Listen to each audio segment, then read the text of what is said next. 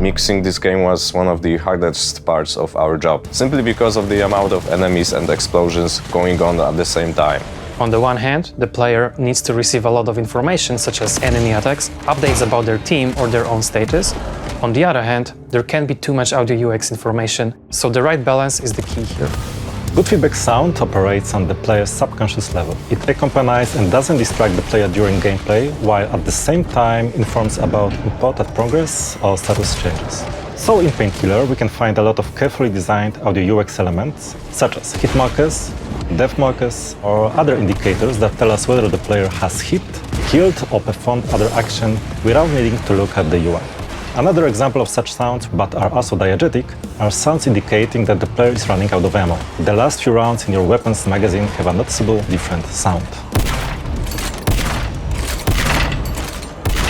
We imagined how an electro driver or stake gun would sound in real life and tried to replicate that in the game.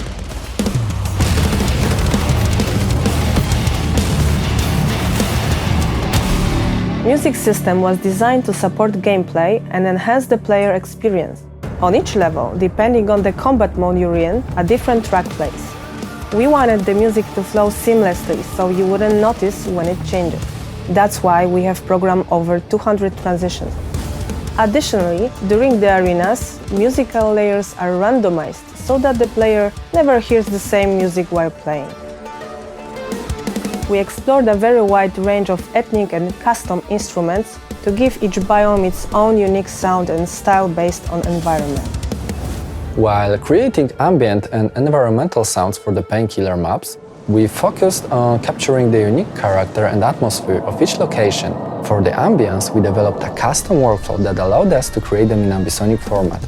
This helped us achieve a much greater sense of immersion and spatial depth, which I hope will allow the players to immerse themselves in the amazing world that we created.